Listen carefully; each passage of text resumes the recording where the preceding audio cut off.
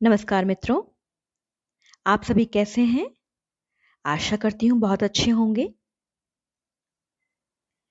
मित्रों, इस मशीनीकरण के युग में क्या आपको नहीं लगता कि हम कहीं न कहीं असंवेदनशील हो रहे हैं? तो आइए, आज हम कृष्णचंद्र जी की कहानी जामुन का पेड़ सुनते हैं। अगर आपको मेरी ये कहानी अच्छी लगती है, तो मेरे चैनल को सब्सक्राइब, लाइक करना ना भूलें। शुक्रिया। रात को बड़े जोर का झक्कड़ चला। सेक्रेटेरिएट के लॉन में जामुन का एक पेड़ गिर पड़ा। सुबह को जब माली ने देखा तो उसे पता चला कि पेड़ के नीचे एक आदमी दबा पड़ा है। माली दौड़ा दौड़ा चपरासी के पास गया। चपरासी दौड़ा दौड़ा क्लर्क के पास गया। क्लर्क दौड़ा दौड़ा सुपरिटेंडेंट के पास गया। सुपरिटेंडेंट दौड़ा दौड़ा बाहर लॉन में आया। मिनटों में गिरे हुए पेड़ के नीचे दबे हुए आदमी की चारों ओर भीड़ इकट्ठी हो गई। बेचारा जामुन का पेड़ कितना फलदार था, एक क्लर्क बोला। और इसकी जामुनें कितनी रसीली होती थीं, दूसरा क्लर्क याद करते हुए बोला। मैं फलों के मौसम में झोली भरकर ले जाता था। मेरे बच्चे इसकी जामुनें कितनी खुशी से खाते थे, तीसरा क्लर्क लगभग रुआसा होके बोला। मगर ये आदमी? माली ने दबे हुए आदमी की तरफ इशारा किया। हाँ, ये आदमी। सुपरिटेंडेंट सोच में पड़ गया। पता नहीं जिंदा है कि मर गया, एक चपरासी ने पूछा। मर गया होगा भाई, इतना भारी पेड़ जिसकी पीठ पर गिरे वह कैसे बच सकता है? अरे नहीं, मैं जिंदा हूं, दबे हुए आदमी ने बड़ी कठिनता से कराहते हुए कहा। जिंदा है? एक क्लर्क ने ताज्जुब से कहा। पेड़ को हटाकर इसे जल्दी से निकाल लेना चाहिए, माली ने सुझाव दिया। मुश्किल मालूम होता है, एक सुस्त कामचोर और मोटा चपरासी बोला। पेड़ का तना बहुत मोटा और बहुत वजनी है। अरे भाई, क्या मुश्किल है? माली बोला। अगर सुपरिटेंडेंट साहब हुक्म दे तो अभी 15-20 माली, चपरासी और क्लर्क लगाकर दबे हुए आदमी को निकाला जा सकता है। माली ठीक कहता है। बहुत से क्लर्क एक साथ बोल पड़े। लगाओ जोर, हम तैयार हैं। एक साथ बहुत से लोग पेड़ को उठाने को तैयार हो गए। ठहरो, सुपरिटेंडेंट बोला। मैं अंडर सेक्रेटरी से तो पूछ लूं। सुपरिटेंडेंट अंडर सेक्रेटरी के पास गया। अंडर सेक्रेटरी डिप्टी सेक्रेटरी के पास गया। डिप्टी सेक्रेटरी ज्वाइंट सेक्रेटरी के पास गया। ज्वाइंट सेक्रेटरी चीफ सेक्रेटरी के पास गया। चीफ सेक्रेटरी मिनिस्टर के पास गया। मिनिस्टर ने चीफ सेक्रेटरी से कुछ कहा। चीफ सेक्रेटरी ने ज्वाइंट सेक्रेटरी से कुछ कहा। ज्वाइंट सेक्रेटरी ने डिप्टी सेक्रेटरी से कहा। डिप्टी सेक्रेटरी ने अंडर सेक्रेटरी से कहा। फाइल चलती रही। इसी में आधा दिन बीत गया। दोपहर के खाने के बाद आदमी की चारों ओर बहुत भीड़ इकट्ठी हो गई थी। लोग तरह तरह की बातें कर रहे थे। कुछ मन चले क्लर्कों ने समस्या को खुद ही सुलझाना चाहा। वे हुकूमत के फैसले का इंतजार किए बिना पेड़ को अपने आप हटा देने का निश्चय कर रहे थे कि इतने में सुपरिटेंडेंट फाइल लिए भागा भागा आया और बोला, हम लोग खुद इस पेड़ को नहीं हटा सकते। हम लोग व्यापार विभाग से संबंधित हैं और यह पेड़ की समस्या है जो कृषि विभाग के अधीन है। मैं इस फाइल को अर्जेंट मार्क करके कृषि विभाग में भेज रहा हूं। वहां से उत्तर आते ही इस पेड़ को हटवा दिया जाएगा। दूसरे दिन कृषि विभाग से उत्तर आया कि पेड़ व्यापार विभाग के लॉन में गिरा है, इसलिए इस पेड़ को हटवाने या ना हटवाने की जिम्मेदारी व्यापार विभाग पर पड़ती है। यह उत्तर पढ़कर व्यापार विभाग को गुस्सा आ गया। उन्होंने फौरन लिखा कि पेड़ों को हटवाने या ना हटवाने की जिम्मेदारी कृषि विभाग पर लागू होती है, व्यापार विभाग का इससे कोई संबंध नहीं। दूसरे दिन भी फाइल चलती रही। शाम को जवाब आया, हम इस मामले को हॉर्टिकल्चर डिपार्टमेंट के हवाले कर रहे हैं क्योंकि यह एक फलदार पेड़ का मामला है और एग्रीकल्चर डिपार्टमेंट अनाज और खेतीबाड़ी के मामलों में फैसला करने का हकदार है। जामुन का पेड़ चूंकि एक फलदार पेड़ है, इसलिए यह पेड़ हॉर्टिकल्चर डिपार्टमेंट के अंतर्गत आता है। रात को माली ने दबे हुए आदमी को दाल भात खिलाया, जबकि उसके चारों तरफ पुलिस का पहरा था कि कहीं लोग कानून को अपने हाथ में लेकर पेड़ को खुद ही हटाने की कोशिश न करें। मगर एक पुलिस कांस्टेबल को दया आ गई और उसने माली को दबे हुए आदमी को खाना खिलाने की इजाजत दे दी। माली ने दबे हुए आदमी से कहा, तुम्हारी फाइल चल रही है भैया, उम्मीद है कल तक फैसला हो जाएगा। दबा हुआ आदमी कुछ नहीं बोला। माली ने फिर कहा, तुम्हारा यहाँ कोई वारिस है तो मुझे उसका अता पिता बताओ, मैं उसे खबर देने की कोशिश करूंगा। अरे मैं लावारिस हूं, दबे हुए आदमी ने बड़ी मुश्किल से कहा। माली खेद प्रकट करता हुआ वहां से हट गया। तीसरे दिन हार्टिकल्चर डिपार्टमेंट से जवाब आया। बड़ा कड़ा जवाब था और व्यंग्यपूर्ण। हार्टिकल्चर डिपार्टमेंट का सेक्रेटरी साहित्य प्रेमी आदमी जान पड़ता था। उसने लिखा था, आश्चर्य है, इस समय जब हम पेड़ लगाओ स्कीम ऊंचे स्तर पर चला रहे हैं, हमारे देश में ऐसे सरकारी अफसर मौजूद हैं जो पेड़ों को काटने का सुझाव देते हैं, और वह भी एक फलदार पेड़ को, और वह भी जामुन के पेड़ को, जिसके फल जनता बड़े चाव से खाती है। हमारा विभाग किसी हालत में इस फलदार वृक्ष को काटने की इजाजत नहीं दे सकता। अब क्या किया जाए? इस पर एक मंचले ने कहा, अगर पेड़ काटा नहीं जा सकता तो इस आदमी को ही काट कर निकाल दिया जाए। यह देखिए, उस आदमी ने इशारे से बताया, अगर इस आदमी को ठीक बीच में से यानी धड़ से काटा जाए तो आधा आदमी इधर से निकल जाएगा, आधा आदमी उधर से निकल जाएगा और पेड़ वहीं का वहीं रहेगा। अरे मगर इस तरह से तो मैं मर जाऊंगा, दबे हुए आदमी ने आपत्ति प्रकट करते हुए कहा। यह भी ठीक है, आदमी को काटने वाली युक्ति प्रस्तुत करने वाले ने भरपूर विरोध किया। आप जानते नहीं हैं, आजकल प्लास्टिक सर्जरी कितनी उन्नति कर चुकी है।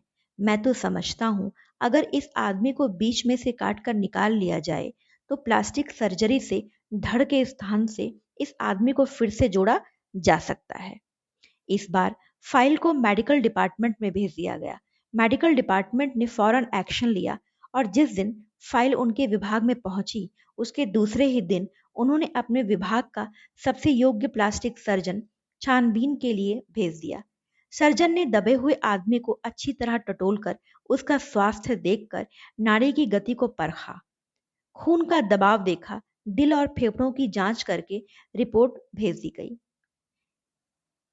इस आदमी का प्लास्टिक ऑपरेशन तो हो सकता है और ऑपरेशन सफल भी होगा, मगर आदमी मर जाएगा, इसलिए यह फैसला भी रद्द कर दिया गया।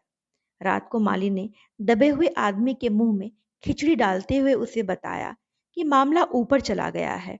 सुना है कल सेक्रेटरिएट के सारे सेक्रेटरियों की मीटिंग होगी, उसमें तुम्हारा केस रखा जाएगा। उम्मीद है सब काम ठीक हो जाएगा।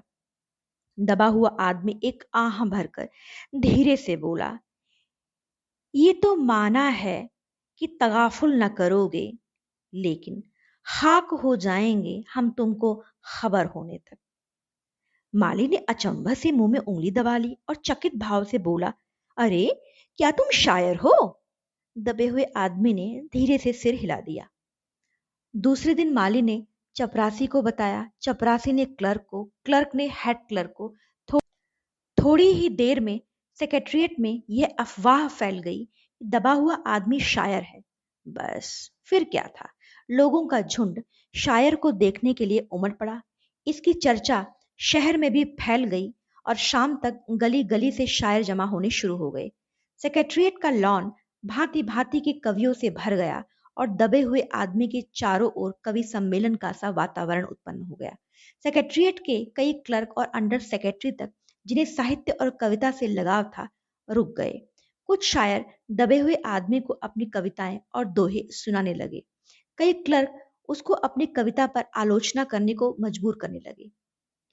जब यह पता चला कि दबा हुआ आदमी एक कवि है, तो सेक्रेटरिएट की सब कमेटी ने फैसला किया कि चूंकि दबा हुआ आदमी एक कवि है, इसलिए इस संबंध का ना ही एग्रीकल्चर से इसका संबंध है, ना ही हॉर्टिकल्चर डिपार्टमेंट से है, बल्कि सिर्फ कल्चरल डिपार्टमेंट से इसका संबंध है। कल्चरल डिपार्टमेंट से अनुरोध किया गया कि जल्द से जल्द मामले का फैसला करके अभागे कवि को इस फलदार पेड़ से छुटकारा दिलाया जाए। फाइल कल्चरल डिपार्टमेंट के अनेक विभागों से गुजरती हुई साहित्य अकादमी के सेक्रेटरी के पास पहुंची।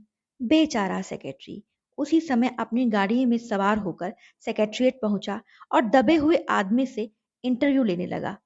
तुम कवि हो? जी हाँ। किस उपनाम से सुशोभित हो? ओस। ओस? सेक्रेटरी जोर से चीखा। क्या तुम वही ओस हो जिसका गद्य संग्रह ओस के फूल अभी हाल ही में प्रकाशित हुआ है? दबे हुए कवि ने हुंकार में सिर हिलाया। क्या तुम हमारी एकेडमी के मेंबर हो? सेक्रेटरी ने पूछा। नहीं। आश्चर्य है, सेक्रेटरी जोर से चीखा। इतना बड़ा कवि, ओस के फूल का लेखक और हमारी एकेडमी का मेंबर नहीं है? उफ, ये कैसे भूल हो गई हमसे।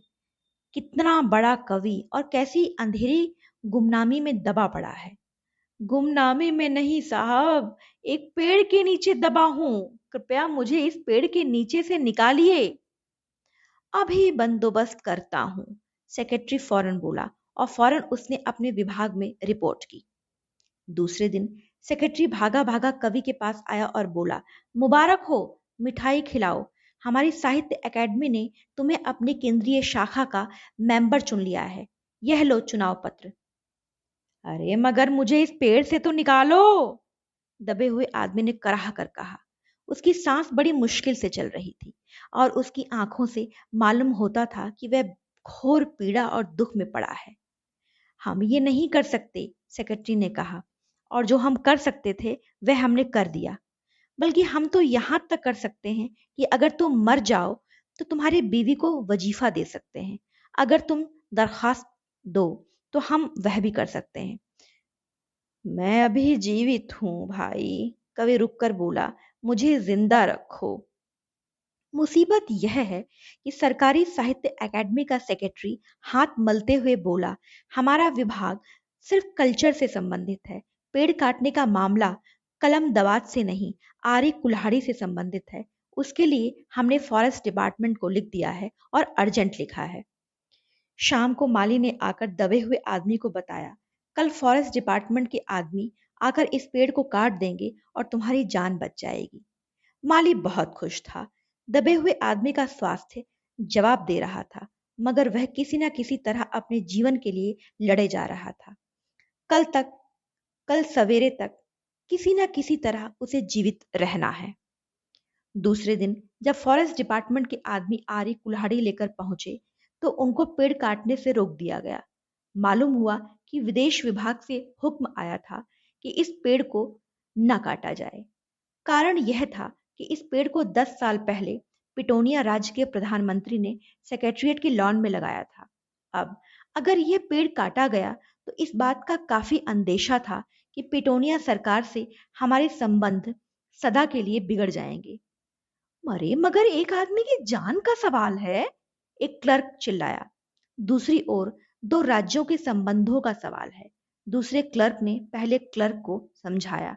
और यह भी तो समझो कि पिटोनिया सरकार हमारे राज्य को कितनी सहायता देती है। क्या हम उसकी मित्रता की खातिर एक आदमी के जीवन का बलिदान भी नहीं कर सकते? कवि को मर जाना चाहिए, निस्संदेह।